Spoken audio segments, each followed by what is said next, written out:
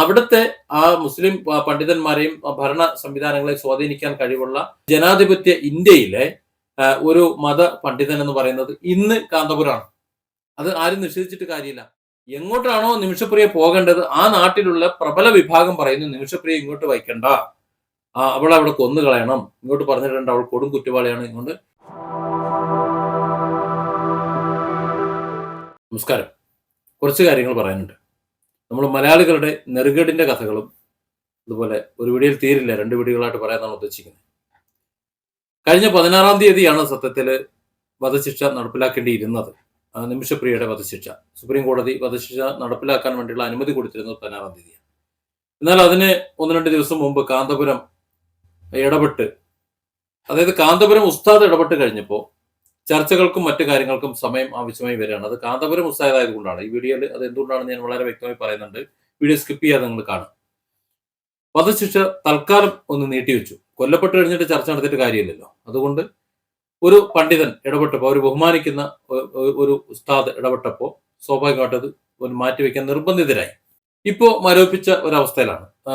Yemen supreme കോടതി ഒരല്പം ശിക്ഷ നീട്ടിവെച്ച ഒരു അവസ്ഥയിൽ നിൽക്കുന്നു. എന്നാൽ കഴിഞ്ഞ ദിവസം ഒരു വീഡിയോ വന്നത്, ഒരു പാസ്റ്റർ, ഒരു കെ എ പോൾ എന്ന് പറഞ്ഞ ഒരു പാസ്റ്റർ ഒരു വീഡിയോ ആയിട്ട് മുന്നിട്ട് വന്നിട്ടുണ്ട്. അത് നിമിഷപ്രിയെ മോചിപ്പിച്ചിട്ടുണ്ട്, പിന്നെ പുറത്ത് 10 ദിവസം കൊണ്ടോ 50 ദിവസം കൊണ്ടൊക്കെ വരും എന്നൊക്കെ പറഞ്ഞിട്ട് നരേന്ദ്രമോദിക്ക് മറ്റുള്ളവർക്കും എല്ലാം നന്ദി പറഞ്ഞുകൊണ്ടൊരു വീഡിയോ പുറത്തിറക്കിയിരുന്നു. ആ വീഡിയോ ഒന്ന് കാണാൻ, എന്നിട്ട് നമുക്ക് വരാം. I want to thank Sheikh Hamoud for his wonderful, powerful efforts, prayerful efforts. Yemeni leader.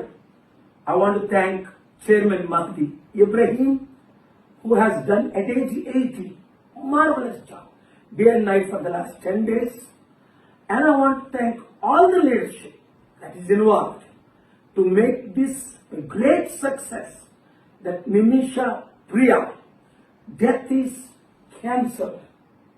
By God's grace, she will be released and taken to India.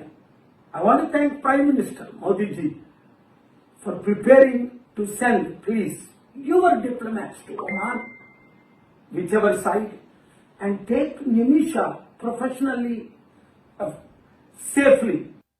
ഈ മോചിപ്പിക്കട്ടെ എന്ന് പറയുന്നത് യമനിലെ സമാന്തര ഭരണകൂടം, ഹൂത്തികളുടെ സർക്കാർ അറിഞ്ഞിട്ടില്ല, അതുപോലെ അവിടുത്തെ സുപ്രീം കോടതി അറിഞ്ഞിട്ടില്ല, അവിടുത്തെ മത പണ്ഡിതന്മാർ അറിഞ്ഞിട്ടില്ല, തലാലിന്റെ കുടുംബം അറിഞ്ഞിട്ടില്ല. അതാണ് ഏറ്റവും പ്രധാനപ്പെട്ടത്. തലാലിന്റെ കുടുംബം അറിഞ്ഞിട്ടില്ല, അതുപോലെ ഇന്ത്യൻ സർക്കാർ അറിഞ്ഞിട്ടില്ല, മറ്റേ കാന്തപുരം അറിഞ്ഞിട്ടില്ല, ആരും അറിഞ്ഞിട്ടില്ല. ഈ പറഞ്ഞ പാസ്റ്റർ മാത്രമേ അറിഞ്ഞിട്ടുള്ളൂ ഈ മോചിപ്പിക്കപ്പെട്ടു എന്നുള്ളത്.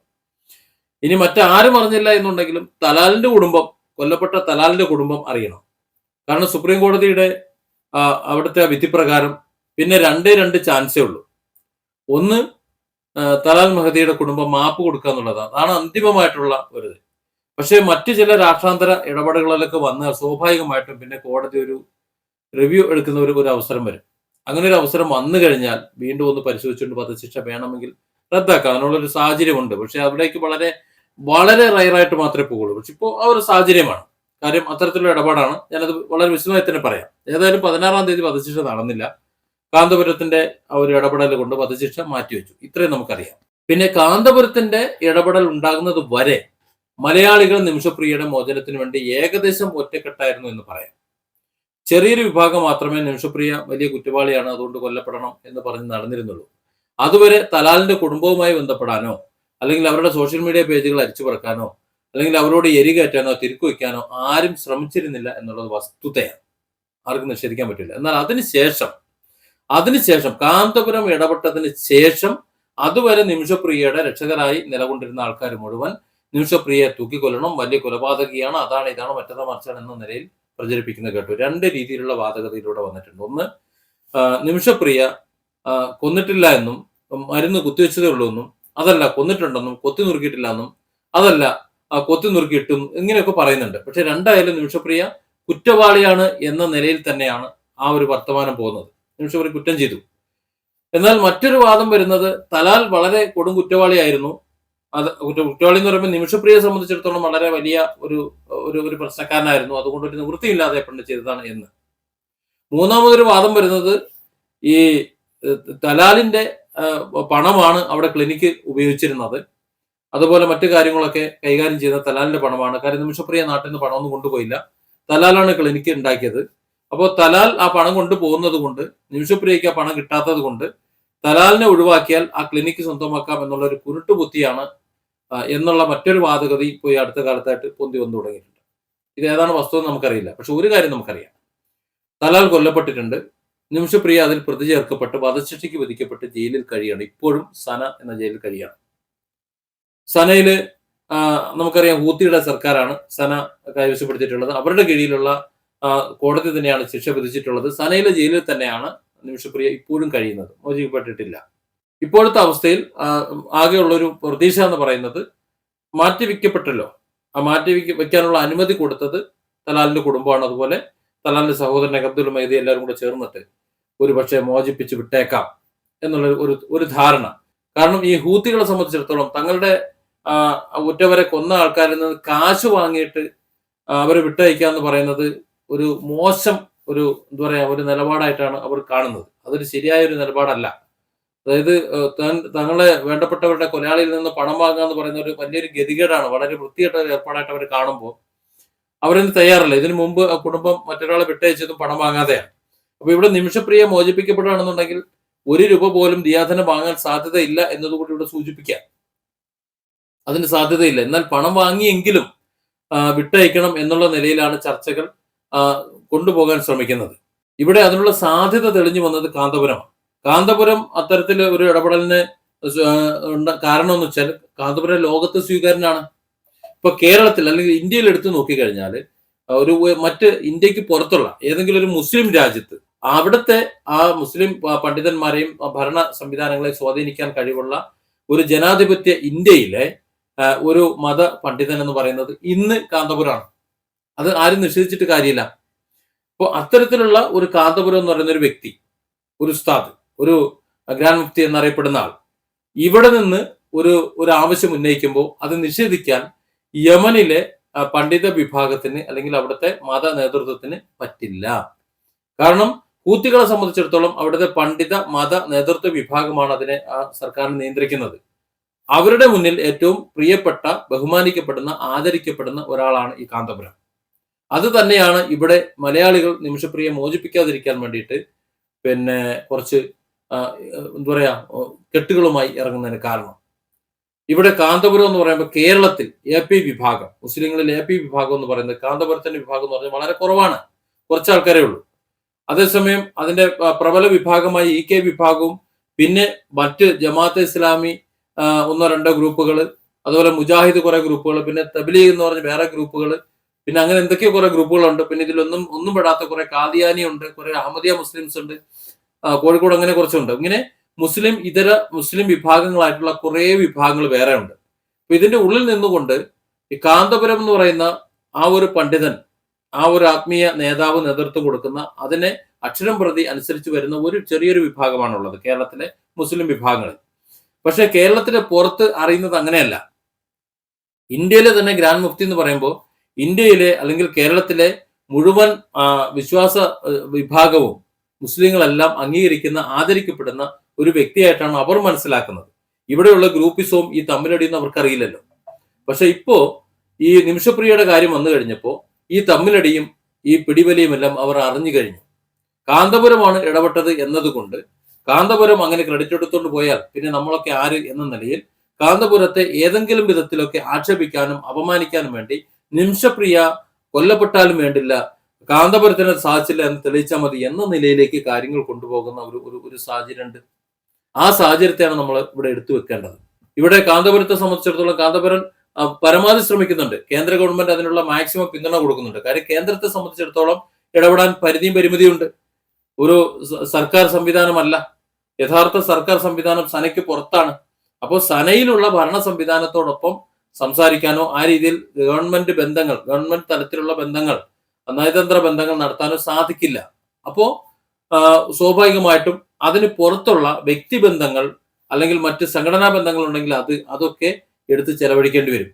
ഇവിടെ ഹൂത്തി എന്ന് പറയുന്ന വിഭാഗം അത് തീവ്രവാദി വിഭാഗമാണെന്നൊക്കെ അമേരിക്ക പറയുന്നു, അതുകൊണ്ട് തന്നെ ഇന്ത്യയും പറയുന്നു, മറ്റു പലരും പറയുന്നു. അതെന്തോ ആയിക്കോട്ടെ, നമ്മളെ സംബന്ധിച്ചിടത്തോളം ഹൂത്തികളൊരു വിഷയമുള്ള കാര്യമല്ല. പക്ഷെ അവിടെയുള്ള ഒരു പ്രബല വിഭാഗമാണ്. ആ വിഭാഗം ഒരു സർക്കാർ സംവിധാനത്തിലൂടെ പ്രവർത്തിക്കുന്നുണ്ട്. അത് നമ്മൾ മനസ്സിലാക്കണം. അവരെ അന്താരാഷ്ട്ര സമൂഹം അംഗീകരിക്കാത്തത് കൊണ്ട് നമ്മളും അംഗീകരിക്കുന്നില്ല എന്നേ ഉള്ളൂ. അതുകൊണ്ടാണ് അവർ നമ്മുടെ മുന്നിൽ തീവ്രവാദികളെ നിൽക്കുന്നത്. അതിനർത്ഥം അവർ ഭരണ സംവിധാനം ഇല്ലാത്തവരോ മനുഷ്യരല്ല എന്നും അല്ല. അപ്പൊ അതിലുള്ള പണ്ഡിത സമൂഹം ബഹുമാനിക്കുന്ന ഒരു വ്യക്തിത്വമാണ് കാന്തപുരം അബൂബക്കർ ഉസ്താദ്. സ്വാഭാവികമായിട്ടും ഈ കാന്തപുരം പറയാണ്, ഒന്ന് സഹകരിച്ച് തരണം, കുറച്ച് സംസാരിക്കാനുണ്ട്, ആ സംസാരിച്ചൊരു തീരുമാനമാകുന്നത് വരെ വധശിക്ഷ ഒന്ന് മാറ്റി വെക്കണം, നമുക്ക് കുറച്ചു നേരം പറയട്ടെ എന്ന് പറയുമ്പോൾ പറയുന്നത് കാന്തപുരം ആയതുകൊണ്ട് അത് നിഷേധിക്കാൻ അവർക്ക് പറ്റില്ല. ഇത് വാസ്തവമാണ്, ആർക്കും കുരുപൊട്ടിയിട്ട് കാര്യമില്ല. കാരണം അവിടെ ഹൂത്തികളുടെ നേതൃത്വത്തിലുള്ള സനയാണ്. അവിടുത്തെ സുപ്രീം കോടതി ഈ ഹൂത്തികളുടെ നേതൃത്വത്തിലുള്ളത് തന്നെയാണ്, ആ സർക്കാരിന്റെ കീഴിലുള്ളതാണ്. ആ കോടതിയാണ് നിമിഷപ്രിയയ്ക്ക് വധശിക്ഷ വിധിച്ചിട്ടുള്ളത്. സനയിലെ ജയിലിൽ തന്നെയാണ് നിമിഷപ്രിയ കഴിയുന്നതും. അപ്പൊ പിന്നെ ആ സർക്കാർ അല്ലെങ്കിൽ ആ സംവിധാനം വിചാരിക്കാതെ മുന്നോട്ട് പോകാൻ പറ്റുമോ? പറ്റില്ല. അതുകൊണ്ട് തന്നെയാണ് കാന്തപുരത്തിന്റെ പ്രസക്തി എന്ന് പറയുന്നത്. ഇവിടെ രണ്ടഭിപ്രായം ഉള്ളത്. ഈ നിമിഷപ്രിയയെ സംബന്ധിച്ചിടത്തോളം ഇപ്പോ നേരത്തെ നിമിഷപ്രിയയ്ക്ക് വേണ്ടി വാദിച്ചുകൊണ്ടിരുന്നവർ കാന്തപുരത്തോടുള്ള എതിർപ്പ് കൊണ്ട് എതിർത്ത് സംസാരിക്കുന്നു. അത് സോഷ്യൽ മീഡിയയിലൂടെ പറയുന്നു. അത് മാത്രമല്ല, അത് തലാൽ മഹദിയുടെ കുടുംബത്തിന് മനസ്സിലാകുന്ന വിധത്തിൽ അവരുടെ സോഷ്യൽ മീഡിയ അക്കൗണ്ടിൽ പോലും ചെന്ന് സംസാരിക്കുന്നു. അവരെ പ്രഷർ ചെയ്യുന്നു. നിങ്ങളുടെ സഹോദരന്റെ ജീവൻ എടുത്തതല്ലേ, നിങ്ങളുടെ സഹോദരനെ അങ്ങനെ ചെയ്തതല്ലേ, ഇങ്ങനെ ചെയ്തതല്ലേ, നിങ്ങൾ എന്തിനു മാപ്പ് കൊടുക്കുന്നത് എന്ന നിലയിൽ, നിങ്ങൾ അതിന് ചർച്ചയ്ക്കിരിക്കുന്നത് എന്ത് എന്ന നിലയിൽ അങ്ങോട്ട് പ്രഷർ ചെലുത്താണ് കാന്തപുരത്തോടുള്ള എതിർപ്പുണ്ട്. ഇത് തന്നെയാണ് ഇപ്പോൾ നിമിഷപ്രിയയുടെ മോചനത്തിന്റെ ഏറ്റവും വലിയ തടസ്സമായി നിൽക്കുന്നത്. ഇപ്പോ ഈ മലയാളികളുടെ ഒരു വിഷയമാണ്. കാരണം അവരെ സംബന്ധിച്ചിടത്തോളം, ഇപ്പൊ യമനെ സംബന്ധിച്ചിടത്തോളം യമൻ സർക്കാർ ഒരു പുനർവിചിന്തനം നടത്തേണ്ടി വരും. കാരണം അവിടുത്തെ മതപണ്ഡിതന്മാർ ഒരു ആവശ്യം ഉന്നയിച്ചിട്ട് അത് നടത്തിയില്ല എന്നുണ്ടെങ്കിൽ അവരെ അപ്രീതിക്ക് സമ്പാദിക്കുകയാണ് ചെയ്യുക. കാരണം അവരൊക്കെ ബഹുമാനിക്കുന്ന ഒരു വ്യക്തിത്വമാണ് ഈ കാന്തപുരം എന്ന് പറയുന്നത്. നമുക്ക് ബഹുമാനമില്ല എന്നുണ്ടെങ്കിൽ കാണേണ്ടവരെ മനസ്സിലാക്കേണ്ടവരെ യഥാസമയം മനസ്സിലാക്കുന്നതിൽ നമ്മൾ മലയാളികൾ വളരെ പിന്നോട്ടാണ്. ഏതായാലും ഇവിടെ മലയാളികളുടെ ചില പ്രചരണങ്ങൾ, ആ പ്രചരണങ്ങൾ അവരെ അസ്വസ്ഥരാക്കുന്നുണ്ട്. അതുകൊണ്ടാണ് ഏതൊക്കെ വന്നാലും ഞങ്ങള് ദിയാധനം വാങ്ങി ഞങ്ങളുടെ അനുജന്റെ അല്ലെങ്കിൽ എന്റെ സഹോദരന്റെ ആ കൊലയാളെ ഞാൻ വെറുതെ വിടുന്നില്ല, ദിയാധനം വാങ്ങി വെറുതെ വിടുന്ന ഞങ്ങളെ ശീലമല്ല എന്ന് പറഞ്ഞിട്ട് ഒരു തരത്തിലും തലാലിന്റെ കുടുംബം അങ്ങോട്ട് അടുക്കാത്തത്. അവരെ കുറ്റം പറയാൻ പറ്റില്ല. കാരണം അവരെ സംബന്ധിച്ചിടത്തോളം വളരെ ക്രൂരമായാണ് നിമിഷപ്രിയ ആ കുറ്റകൃത്യം ചെയ്തിട്ടുള്ളത്. അത് അംഗീകരിച്ചുകൊണ്ട് തന്നെ ഒരു മാപ്പിന്റെ ഒരു പശ്ചാത്താപത്തിന്റെ ഒരു തളം ഇട്ടുകൊടുത്തുകൊണ്ട് ആ പശ്ചാത്താപത്തിൽ ഊന്നി മാപ്പ് വാങ്ങി തിരിച്ചു വരാൻ ഈ മലയാളികൾ ഒന്നായി നിൽക്കേണ്ട ഒരു സമയമാണ്. കേന്ദ്ര സർക്കാർ ഇത് മനസ്സിലാക്കിയിട്ടുണ്ട്.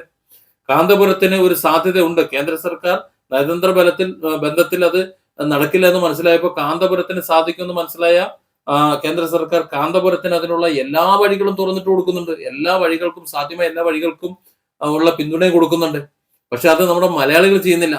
മലയാളികൾ എരികേറ്റുകൊണ്ടിരിക്കുകയാണ്. അത് തന്നെയാണ് അവരുടെ തടസ്സം എന്ന് പറയുന്നത്. ഇപ്പൊ യമനികളെ സംബന്ധിച്ചിടത്തോളം ആകെ വല്ലാത്തൊരവസ്ഥയിലാണ്. അതായത് നിമിഷപ്രിയയെ വധശിക്ഷയിൽ നിന്ന് മോചിപ്പിച്ച് കാന്തപുരം പറഞ്ഞതുകൊണ്ട് വിട്ടേക്കണമെന്ന് അവർക്ക് ആഗ്രഹമുണ്ട്.